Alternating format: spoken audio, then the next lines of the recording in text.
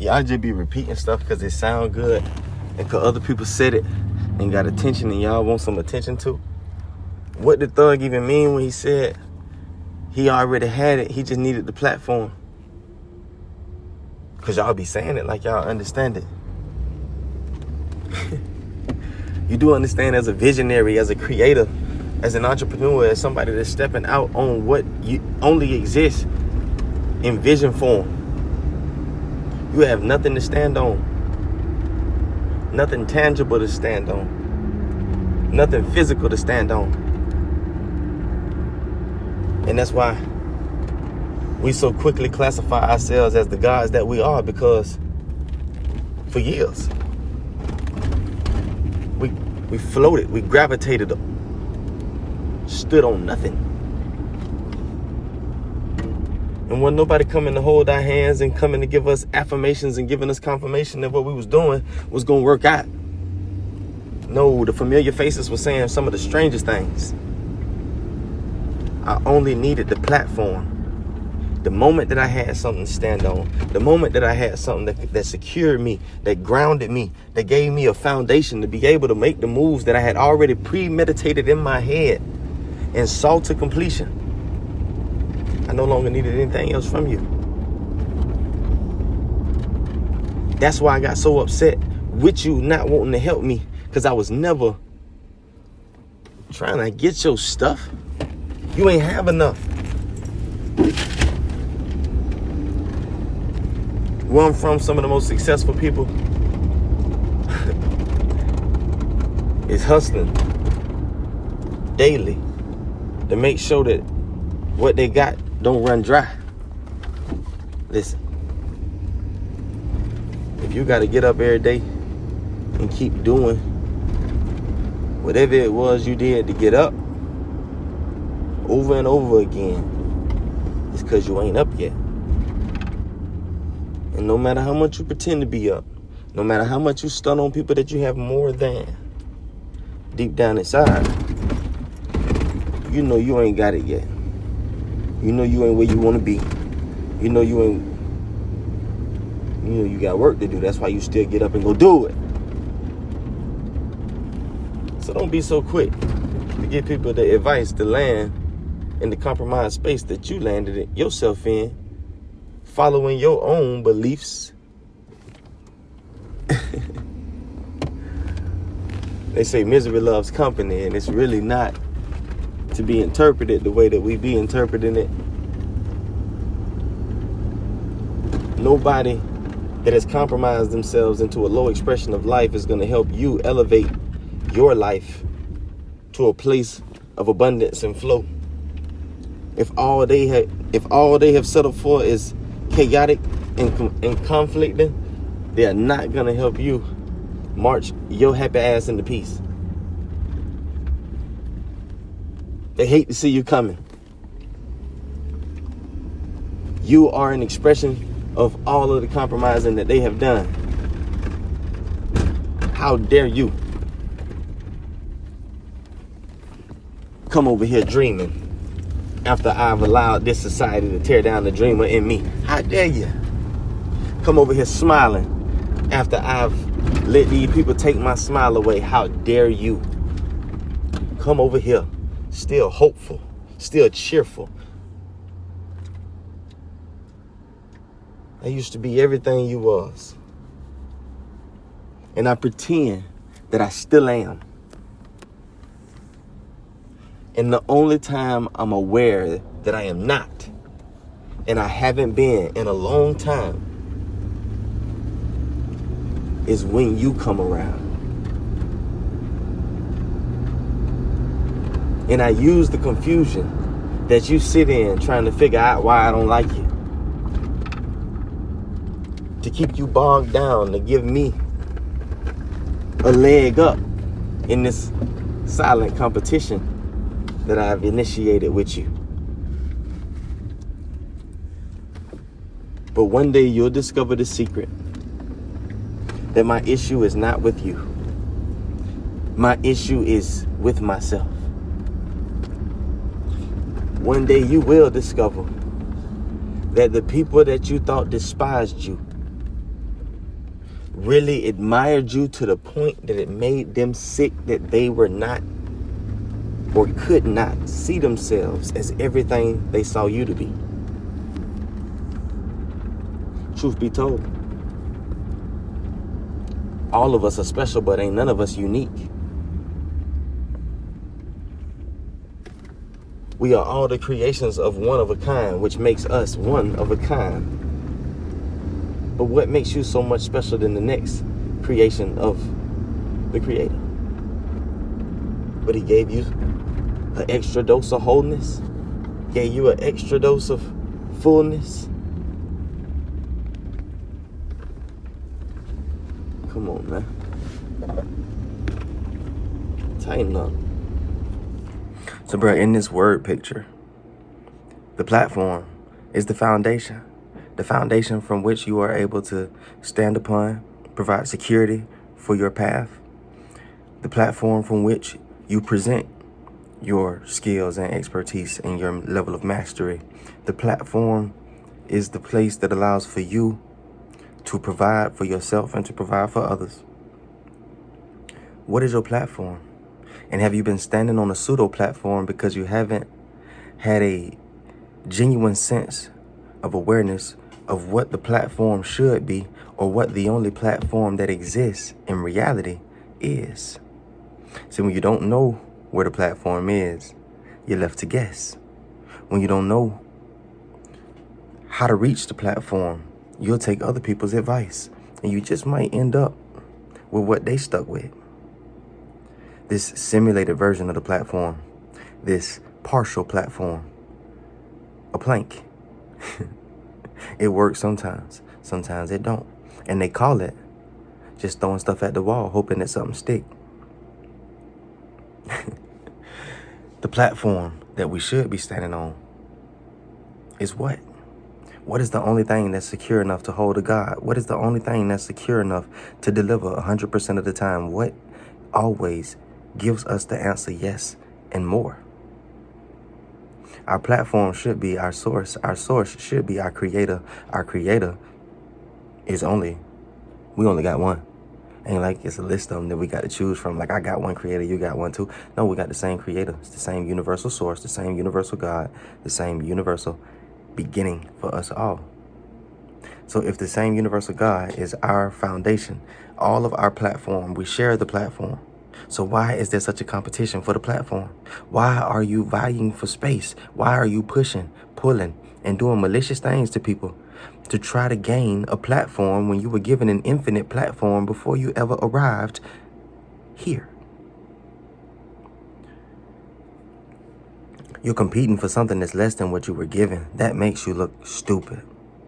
And I say that just as plainly and shoot it just as straight so that it can have its full effect. You look goofy. You look as silly as the narratives that were used to paint my past made me look. But you know what? When you're not aware of reality, when you're not in tune with facts and truth, when you're not seeing with the single eye, when you're allowing your double mind to cause delusions and cause you to see things and causing you to listen to legions of voices inside of your head telling you that what you see you can recognize from the past even though it look different. It feel the same. These are the games that they played with me.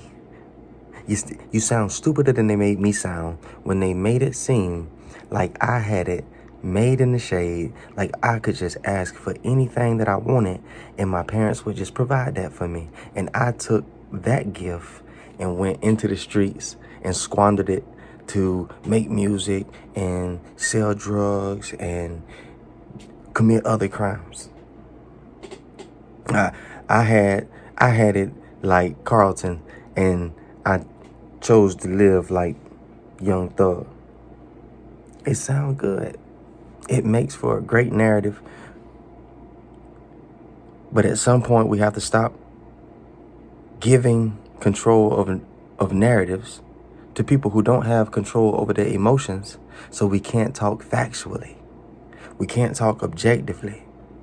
We can't go unbiased and look and examine the contents under the surface of what it was that we experienced and talk about it on a deeper level than what it appears to be. And to be honest, a lot of that comes from how unsettled we are with our character and our identity. When you don't know that you're a good person, when you don't know that you were created perfect, when you don't know that you're a whole, when you don't know who you are afraid of other people's narratives and opinions because they just might be true. But when you know who you are, when you know what you own, you're not worried about what these people got to say about you. Your foundation is not and cannot be physical if you're going to be a metaphysical success. And if you're going to see any success in the physical, it's going to be because of your metaphysical pursuits that have led you to success. Ain't nobody bypassing the mental and jumping straight to the physical because they that strong. It doesn't matter how strong you are. It doesn't matter how fast you are. It doesn't matter how experienced you are, how cunning you are, how charming you are. You cannot deceive and backdoor your way in dealing with the universe. You've been able to do that your whole life because you've been dealing with insecure people. You've been able to do that because you've been dealing with desperate people like yourself. So you make compromises. The universe does not compromise because the universe is limitless and needs nothing. The universe knows no illusion. The universe abides by the universal law written by the universal God that sustains the universe. The universe is nothing but a reflection of the creator of the universe. You having this ability to choose between partnering with the truth and partnering with the illusions of your society is the only reason that you don't come in and make this a triune picture off rip. It's the only reason it's not an inevitable picture of triune perfection. Because you have the ability to choose to partner with illusions, lies, and fall into concepts like lack, separation, and danger, harm. You have chosen to follow your emotions into a pit of death rather than follow your creator to a realm of perfect peace, of perfect provision, of everything you say you want. You get up and you stress and you toil and you strive and you push and you fight and you complain and you whine. You have pity party after pity party along the way. As you say, you are attempting to end the endless pursuit of desiring yourself off of imaginary pictures that you thought would bring you to fulfillment. And then you get up and do it again. Listen, here's the kicker. The foundation that we are created and intended to stand on, it's not physical. It's not to be seen with the human eye, which is why we were given the principle of walking by faith. Now, you are to walk in knowledge. You are to know that the foundation is not physical. You are to know that the foundation is your source. You are to know that the foundation is eternal. It will never leave, and you cannot move to a place where the foundation is not, so you don't have to get desperate and attempt to build your own platform. Because that's what we did. We forgot that we were children of a king, and without looking back at the king of which we originated from, we set out to be a good king. So faith, redefined, is our ability to act confidently on what we have seen only on the inside and heard on the inside of ourselves. You're going to need some knowledge that the platform is there. You were intended for it and you were placed on it eternally. When you know that, You can operate in faith. You can move on that truth, even though you can't see that nothing has changed under your feet. But by doing so, you initiate the inevitable turn of the universal principle of ask and receive. I see it as done before I even put my hands to it, because I understand that it's not my hands that have the power.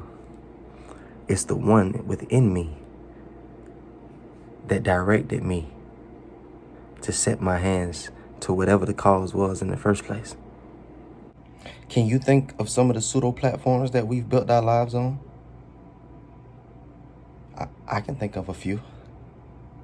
I know a lot of people who, whether they feel like it or not, are afraid to cut their alarm clock off in the morning, not get in their car and report to their day job, because they believe that it is their devotion to their day job that keeps them and their family alive.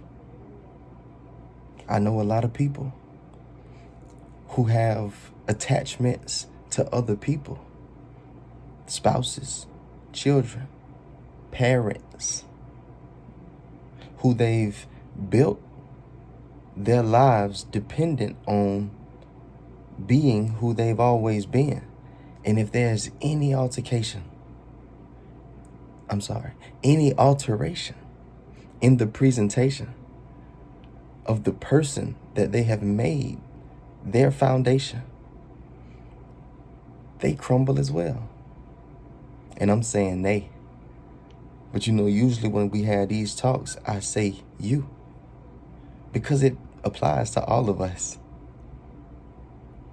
We'll have a foot on the foundation platform of the job, a foot on the foundation platform of our parents, a foot on the foundation platform of our children, and we ain't even got 3 feet. In your head, you done became a monster. You've refashioned your entire being to accommodate your fear. Please don't miss that. You have reimagined your entire makeup. Your entire spiritual and physical anatomy has been perverted by your fear. You fear things happening to you and around you that make you think you need to be different than what you are. You allow for the narratives and opinions of other people as they defend their dysfunction to dictate to you that you need to make adjustments to yourself. You better only align with truth. You better find a divine source. You better tap into that inner teacher. You better lock in with the inner rabbi, because these people will have you running in circles, ready to lose your head as they move you around to avoid accountability of themselves. You don't need anybody. You don't need anything. You only need to remain standing firm on the foundation of I am. In the gift of I am that you were given freely and have neglected up until the point of this conversation. You were given everything that you need, not only to succeed, but to thrive beyond anything you have imagined. You don't want to supersede your imaginations of what success are. You don't want to live beyond striving. I know you do. At least you say you do. And I can tell by that little pissed off attitude of yours on your job that you don't want to be there. If it's not working, put it down and attempt to return to the ancient way, which is the only way. If you don't know, then how could you imagine what it is that you need to do to get where it is that you want to go? That's not how ignorance works. You move from ignorant to inquiry, to knowing, to application. And then you just start the process all over again, because now you're at another level that you don't know nothing about. It's the life of a student. The life of a master is the life of a student. You don't become a master any other way than remaining a student. Lock in.